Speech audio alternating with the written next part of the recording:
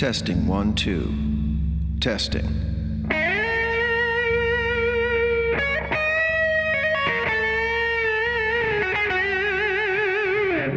This is Mr. Nobody. Podcast number 6.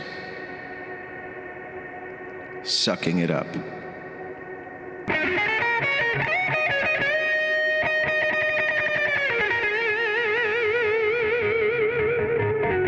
I've been watching these videos on YouTube that this very courageous photographer, videographer has been making.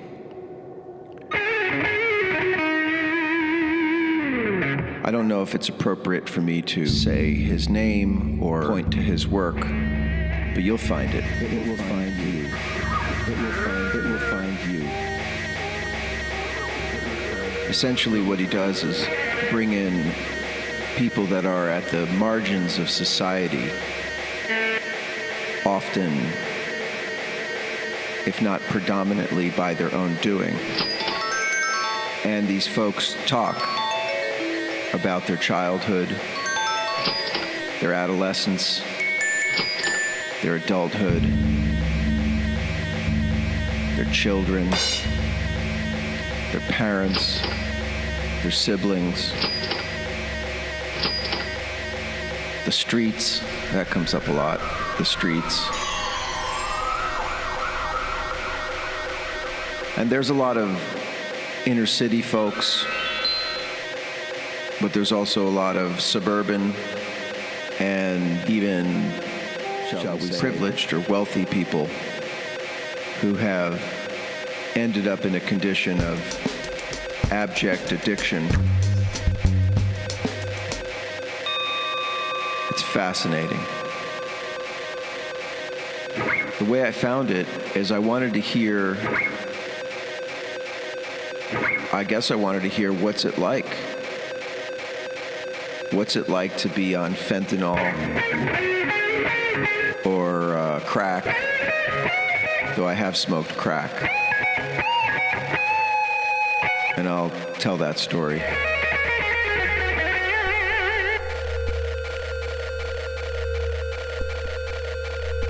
Meth, alcohol, prostitution, gangs, pedophilia. I think that's the majority. There's some murderers there too, just straight up murder for hire. But it's the drug addiction, and I include alcohol in that predominates the talking.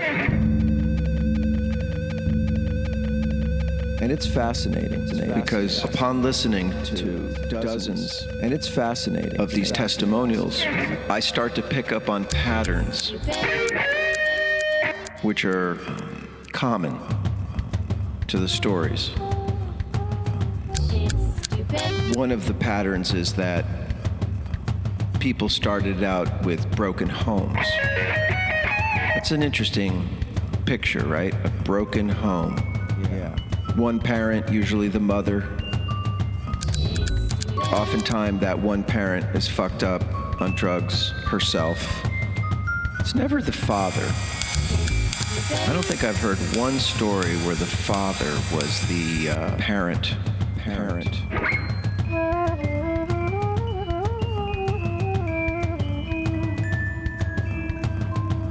Interesting.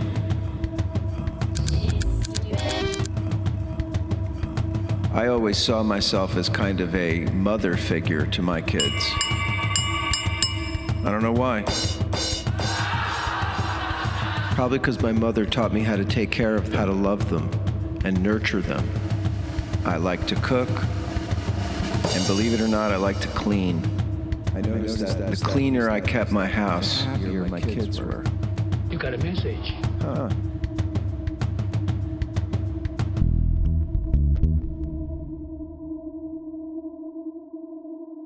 It's weird. But when you see lots of shit and stains and dust and dirt and grime and garbage in your living space, kids seem to pick up on that that the parents don't care, that they've given up, that they've said, fuck it. They don't know why. And a lot of times we're gaslighting our children, trying to make them allies to our lies. You got a message. So that they'll spout the same garbage we do, to make ourselves feel a little less bad. We know we're full of shit.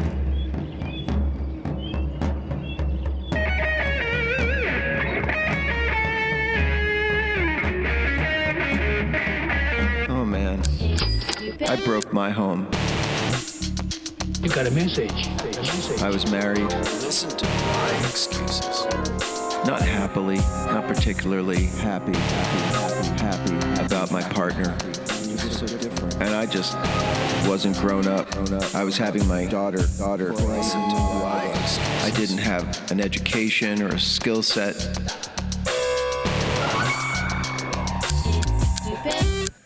I had learned how to paint houses when I worked for these 4 old men. And these guys really taught me. I worked for them for about a year. And their ethos and skill and their old-time craft.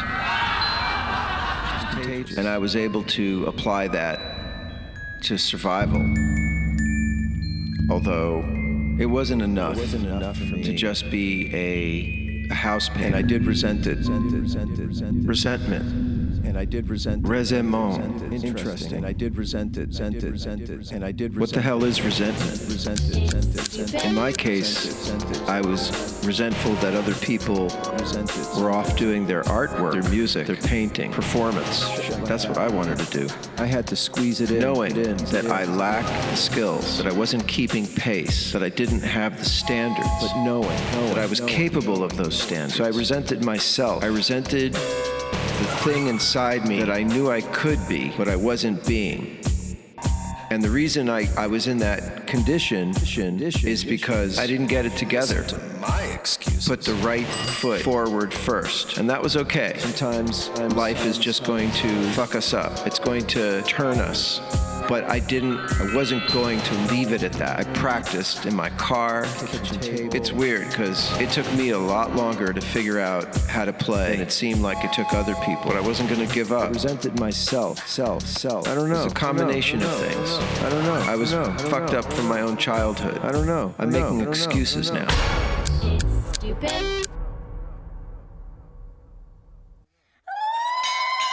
And I wasn't going to let it. I was in a condition.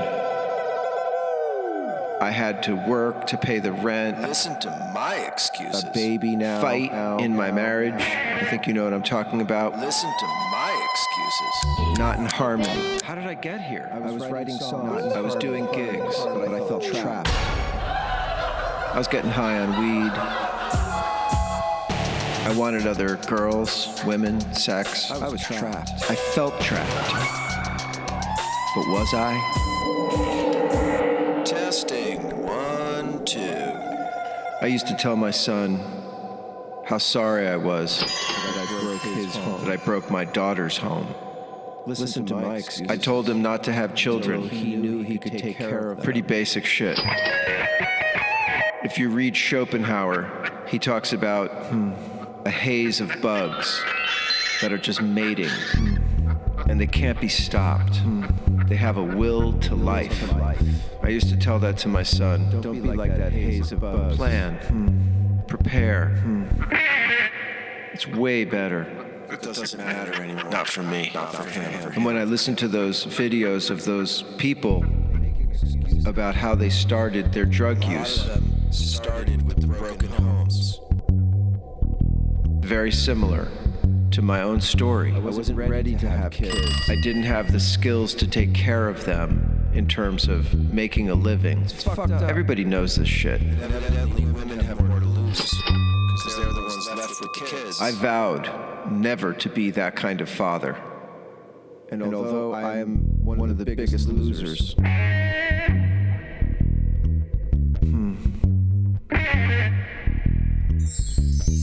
I know that I loved my children and supported them. In spite of myself. I can live with that. No one had to teach me that. stupid. It's not stupid. It's stupid. It's my artwork. It's stupid. I wouldn't refer to it as stupid. It's my way of expression. I fucked up. It's multi-layered emotionally and has a depth of... It's stupid. But no one had to teach me that. Stupid. It's jazzy. Stupid.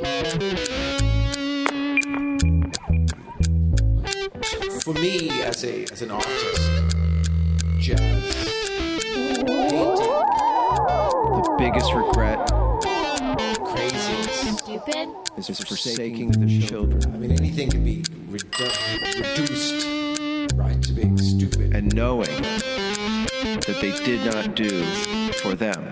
Misunderstood, perhaps. They just did it for themselves. They just did life for themselves. Unfairly categorized as non-linear, but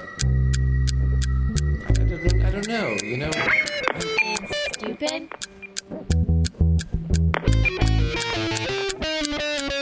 It's oblique.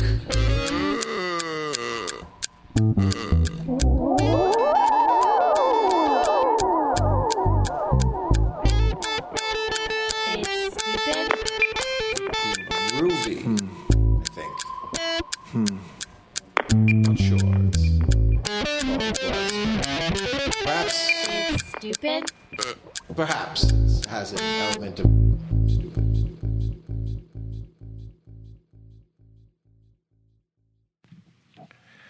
I think the common denominator in all of this is the drugs. The drugs are fucking stupid, and we're stupid to do them. My son would be alive today if it wasn't for the availability of those bullshit drugs. Is that fair? Fair? And it just seems that these hardcore drugs like meth, crack, heroin, fentanyl, whatever, alcohol, tobacco is in there. They just degrade your life and then they kill you. Maybe alcohol and tobacco takes a while to kill you, but nobody survives the use of these drugs, and I just think as a species we just like getting high. We like being in that other state. We like being not here.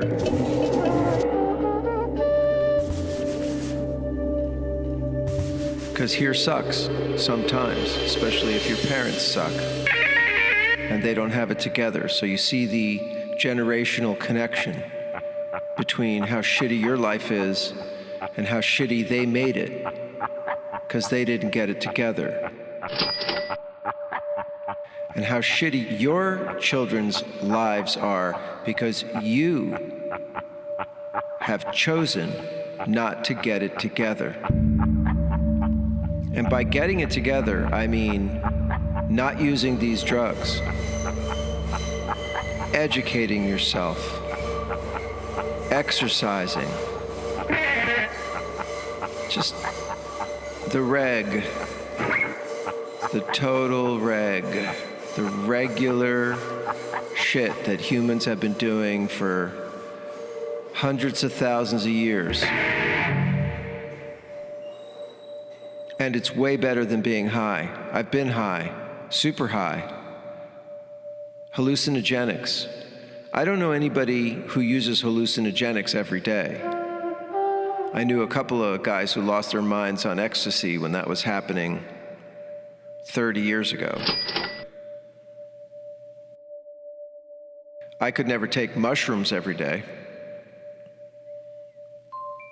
It was more of an event, something special, And my experiences with hallucinogenics were pretty awesome.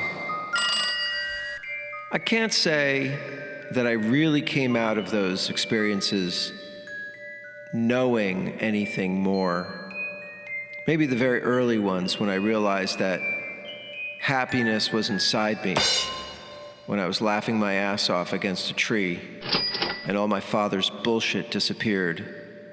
And I realized, wow, this happiness is somewhere inside me.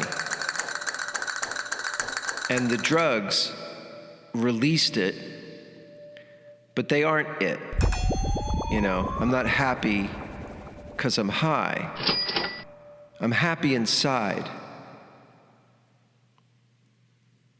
And the drugs just unlocked it.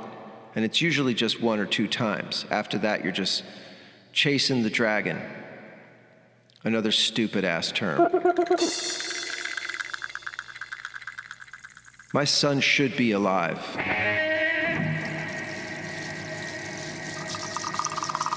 I loved him enough and took care of him enough and raised him enough for him not to have succumbed to this bullshit, stopping his heart with fentanyl. It's the drugs, man.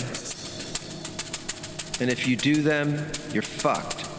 But not only are you fucked, your kids are fucked. And probably their kids. I often ask people, what would you give a baby?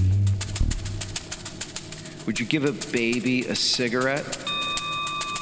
No, but you'd mash up a banana. Would you jab a needle into a baby with fentanyl just so the baby could get high?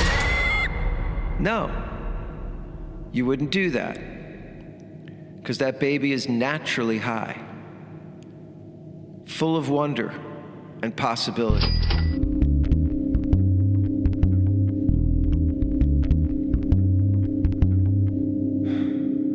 I don't have any answers, just a lot of questions and a lot of anger. And I apologize that I'm harsh, but I'm upset that my son is dead, that he didn't find a better way to channel his emotions and his need for escape. Some constructive methods for escaping reality, fine, do it. But just not these bullshit ones that kill you and kill everybody in your family and in your society.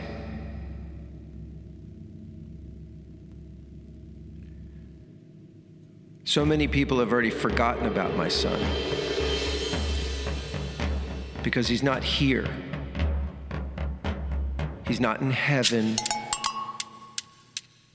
He's not in hell, but he's not here.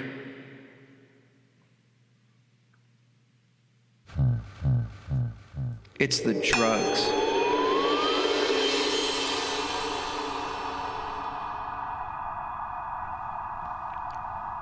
And the drugs are the way that you conform yourself, that you sell out, that you turn yourself into a follower, a sheep. It's the most conservative, narrow, and predictable path a person can take. So don't think you're cool, because you're not.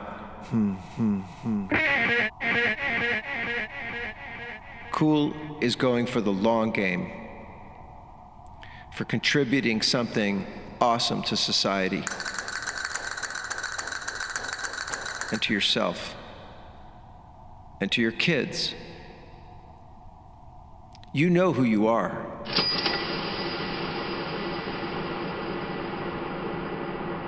I've given myself this talk a few times.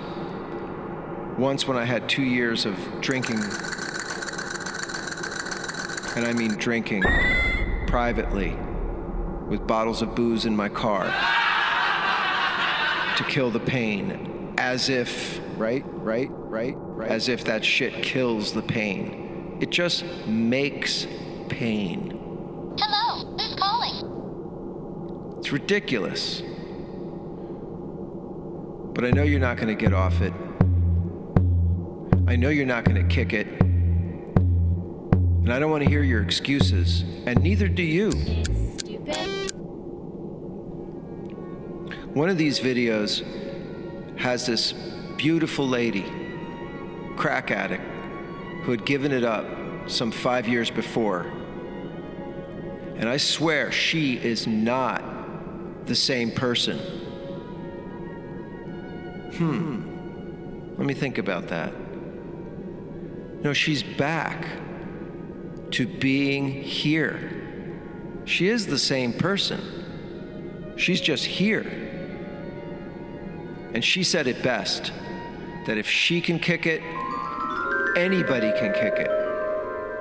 Because she was a hopeless crackhead.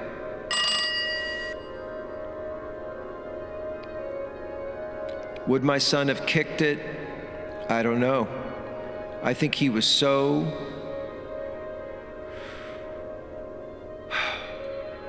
I think in some way inside of him he knew how deep and dark a path he was on, that he wasn't going to get out of it. And people succumb to their depression and their excuses and their sadness. They push just a little bit more drugs into their system until they fucking die.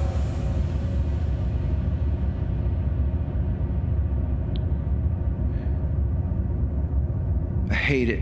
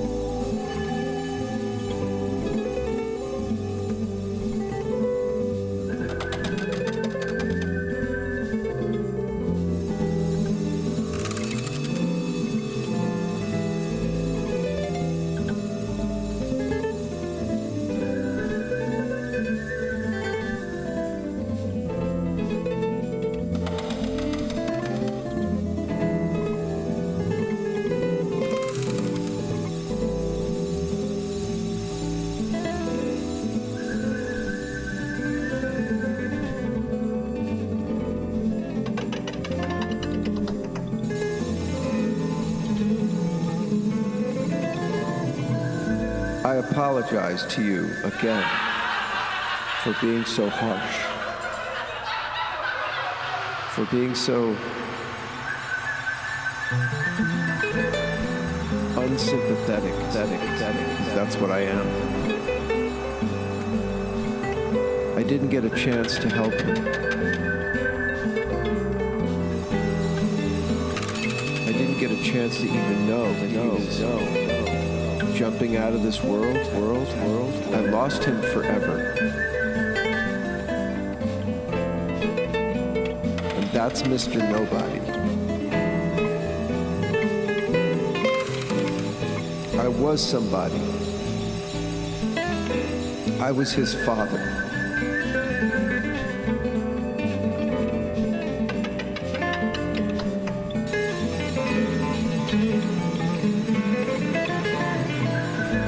That's what this is about.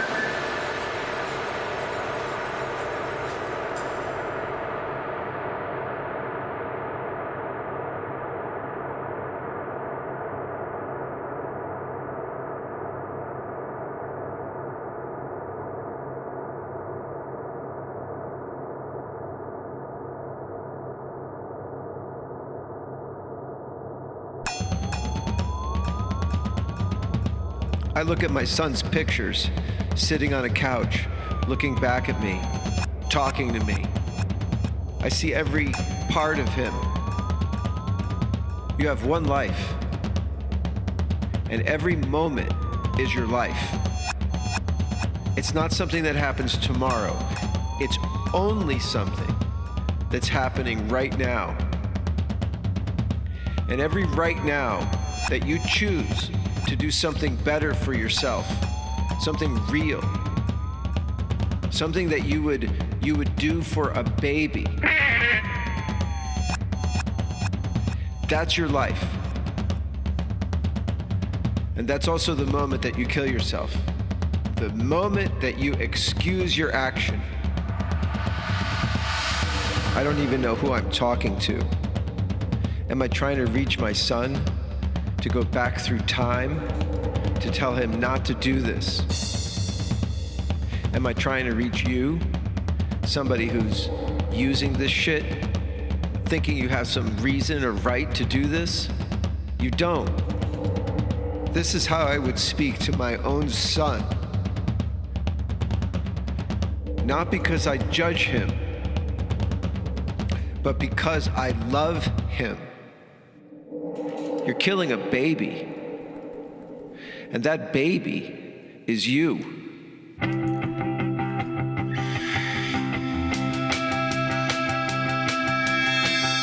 The gears around you roar.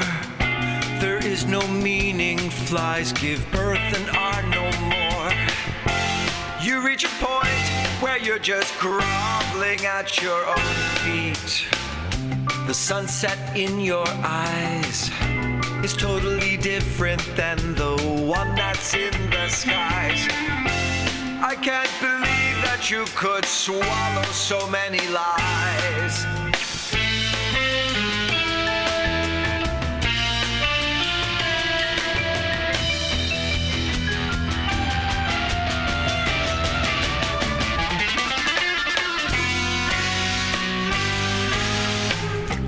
Don't go to sleep just yet. Retell the story about the broken pieces that will never fit. And every fragment has got tiny painted human faces. Keep your rituals up. One foot dances and the other trips you up. Inventing religions to explain away your hiccups.